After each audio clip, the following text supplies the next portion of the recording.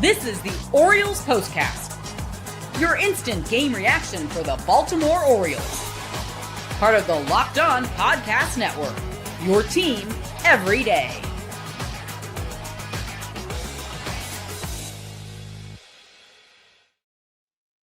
They finally did it, Birdland. They finally did it. Took them long enough. Took them 11 innings. But golly, the Baltimore Orioles have won a baseball game 8-4 on this Wednesday over the Milwaukee Brewers. Baltimore avoids a sweep and ends their 8-game skid. Hello and welcome to the Baltimore Orioles postcast here on the Locked On Podcast Network. My name is Luke Slabaugh. I'm the post-game show host after every single Baltimore Orioles game this year, giving you instant reaction all season long. As a reminder, Connor Newcomb still runs the regular Locked On Orioles show 5 days a week. He will be here tomorrow morning. This show streams live on YouTube, where you're watching right now, as I see several of you filing in, leaving your comments, and celebrating this win all together. And thank you for listening on the replay and watching wherever you get your podcasts for free. And before we continue, let me know your pick for player of the game down in the chat below. That will help. I think I've got my pick already, but there are many candidates, and that's what we love to see out of this Orioles team that really desperately needed this win. This is what you'll be talking about. It's finally over, and it's a monkey off their backs. General manager Mike Elias said yesterday that the team needed a new voice, and the efforts were focused on getting this team, which had scuffled evidently since last summer, back on track. No one really knows what that looks like. You've got talented players who haven't lived up to their potential for a while now. You're dealing with a team bit by the injury bug, and Elias saw fit to dismiss manager Brandon Hyde. Excuse me. And it starts with one. All it takes is just one win to get things back to some semblance of normality. It's Game 5 of the Tony Mansolino era, O's versus Brewers here on this Wednesday. And thank goodness, it started to trend in the opposite direction in the 9th inning. And we'll talk about that in a second.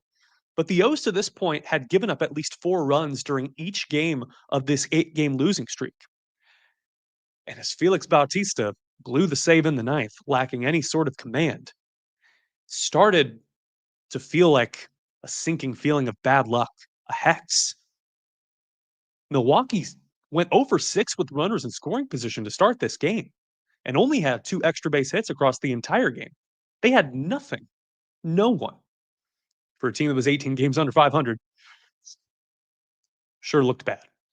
Playoff odds for FanGraphs were 1.6 heading into this game. They risked falling to 18 games under 500. They're actually 17. Now 16 with the win. You have to go back to last August to find the last time the O's trailed into the 6th inning and won. That's how bad they had been in these high leverage situations. There's no composure. There was no focus. We have beaten this horse to death throughout the entire season. Leave it to the O's to make it extra dramatic in extra innings. Time to reveal where the game was won or lost. It's the turning point. Top of the 11th, Heston Kjerstad, the ghost runner. Ramon Urias leading off against left-hander Tyler Alexander. Hits a tapper to the right side of the mound. Alexander running towards the third baseline, I guess right from Alexander's point of view, left if you're the batter. You know what I mean, but left side of the field. Alexander overruns it in and out of the glove, so Urias picks up a very simplistic, very cheap single. Kjerstad moves to third. And then interim manager Tony Mansolino gets a little bit greedy. He's going for the kill, the headshot, the boot on the throat. He substitutes Jorge Mateo in to pinch run as the trail runner. So Urias is out of the game, Kjerstad at third. I think you would see Mateo in motion. 98 career steals to this point. Don't even need him. Jackson Holliday goes down for a low sweeper. Hits a single up the middle.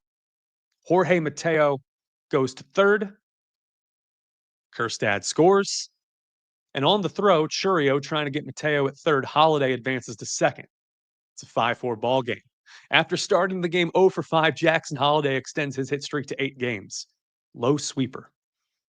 And then the kill shot, which we love to see out of Adley Rutschman, had been scuffling, had seen his average dip below 200.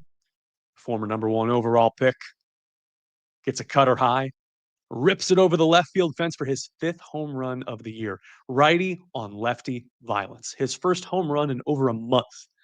And of course, you need a crooked number to win this game after what we saw out of Felix Bautista in the bottom of the 9th. O's were leading 3-2 at this point. First time we had seen Felix in back-to-back games. Interesting move by Tony Mansolino. He's running things a little bit different. Maybe a little bit more reckless, more like a what do we have to lose type of situation. You can't put kid gloves on while you're handling Felix Bautista forever. Yeah, he's back from elbow surgery. Would be nice to see him more effective. And if he can do it in back-to-back games, why not? Unfortunately, today was not an example of that. First time seeing him in back-to-back games since before the surgery in August 2023. Strikes out Rhys Hoskins, which was a good sign, good karma, considering that Hoskins had homered off of Felix in the 8th yesterday on a high fastball. This time got him on the splitter away. Then he walks Sal Frelick, 4 sinkers, no command, nothing anywhere close. Eric Haas flies out to Heston Kjerstad. A nice play at the wall from Orioles left fielders this series. We talked about Dylan Carlson a couple nights ago. Kjerstad gets it in foul territory, and there are 2 outs. And I'm thinking this whole time, how are you not running Sal Frelick? He's got very good speed. Bautista makes that a moot point. He walks Jake Bauers again, 5 pitches, and he's missing up. He's opening up, and there's something with the mechanics that doesn't work well, and then leave it to Caleb Durbin. Again, little Caleb Durbin, 5'7", short king spring, 2-2 count, game hanging in the balance. Felix offers him a high slider. My goodness. The boy who started the game as a 169 hitter becomes a man. RBI single to right field, and the game is all tied up. Felix's first blown save since August 8th, 2023. And then as we work further back, it's good that we were even in this situation to win a game in the 9th. After the Orioles came back heroically in the 8th, Heston Kjerstad, the original hero in this game. Gunnar Henderson led off the 8th with a single, fastball high at 94. Ryan Mountcastle flies out. O'Hearn doubles, fastball high and outside. Cedric Mullins, with the team trailing 2-1, goes down low. A 1-2 curveball, shortens up, and a sacrifice fly to Jackson Churio in center field. This was against Nick Mears, who recorded a blown save in this game on account of that. So right-hander Yoel Payamps is in. Good to see that the bullpen cracked after massive overusage. Orioles saw a lot of pitches, put some pressure on them. Too bad it took 3 games to get a win. Payamps is in. Emmanuel Rivera promptly walks. Heston Kjerstad up next. A 1-2 count. Low fastball at 96. And Heston, batting 182 with runners in scoring position to this point, pokes it into left field. Jake Bauers throws home. It's wild. Everyone moves up. It's a 3-2 ball game. And that's the skinny. We didn't even get to talk about Tomoyuki Sagano or Andrew Kittredge, and that is what we're getting into next block. Let me know about your player of the game. I'm going to give you mine right after this break.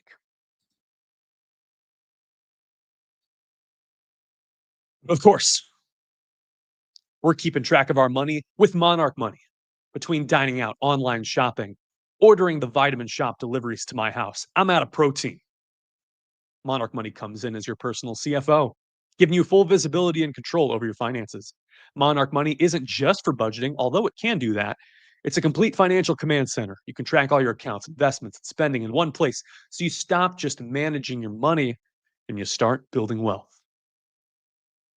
You realize just how much you can spend in one particular category of your life. For me, it is food delivery. And with Monarch Money, I learned to cool the engines. And then I spent time with you.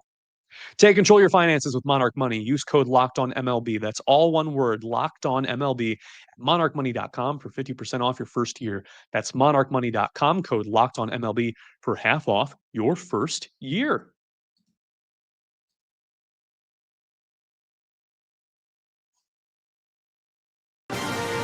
This is the Locked On Player of the Game. It's Adley Rutschman. Just the narrative of him getting out of that slump. And yes, we had many candidates. Ryan O'Hearn went 4 for 6, and in fact, at one point, homered in 4 consecutive at-bats. He also, in the 10th, could have salvaged this. He had the go-ahead hit, but it was not to be. It's Brian Baker and company allowed a run to score in the bottom of the 10th. Baker picks up the win, improves 3-0. But Adley's 3-run home run put this one out of reach, and it is important that the team put up a crooked number. Otherwise, this game might still be going on. So Adley wins. Hey, Andrew Kittredge is back. Big acquisition this offseason by Michael Eyes for 1 year and $10 million. Has a club option for 2026, and you would think if he puts out this kind of value, you'd want him back.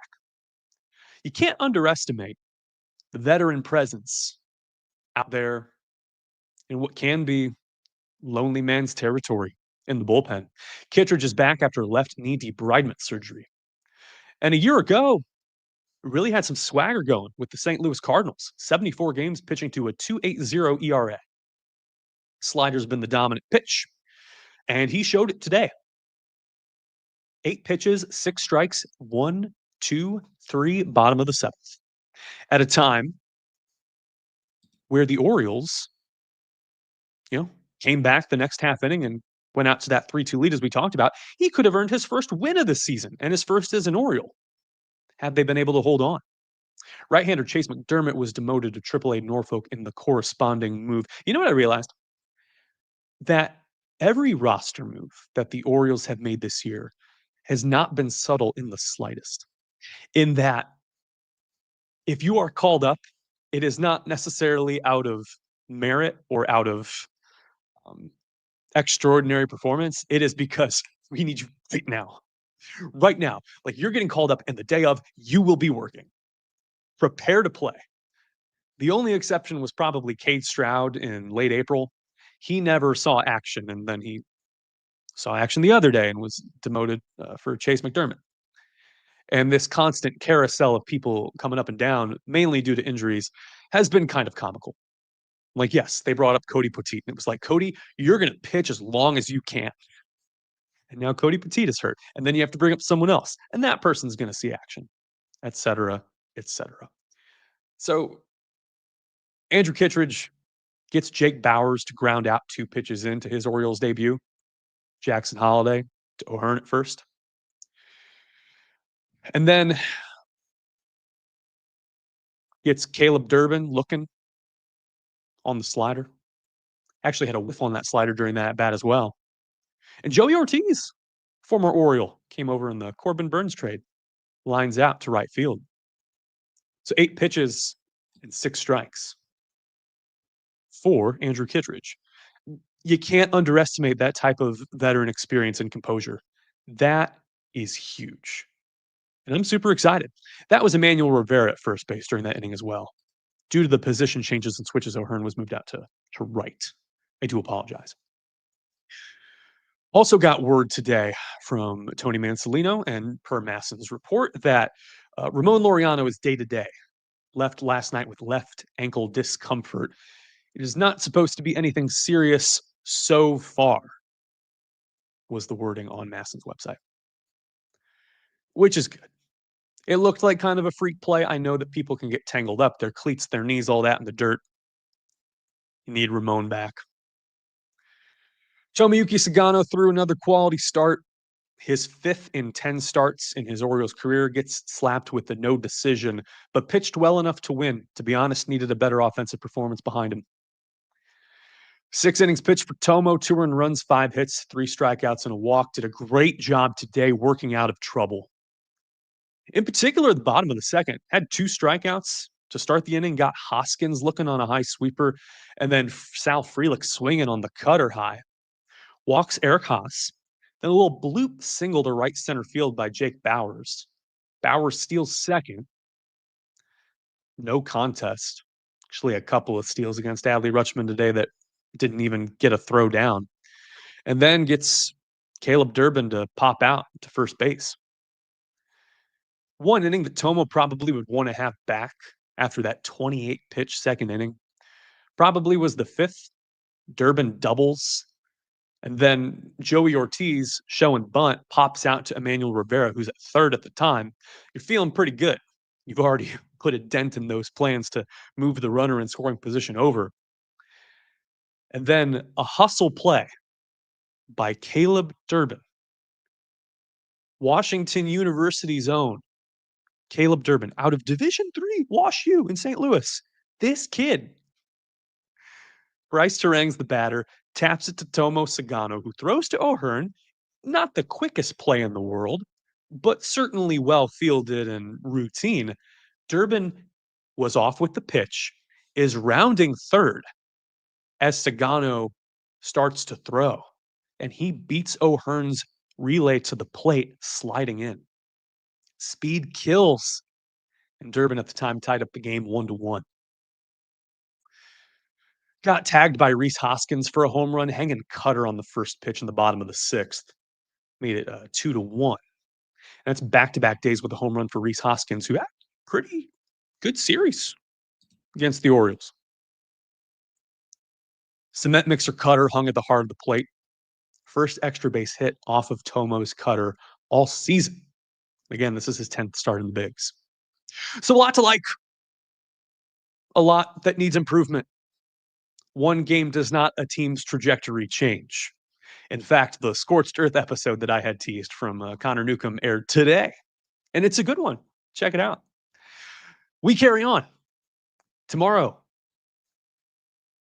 weather hopefully not an issue, as this Memorial Day on the Mid-Atlantic is going to be chilly and possibly rainy and kind of abysmal. Kind of glad it's not my birthday weekend.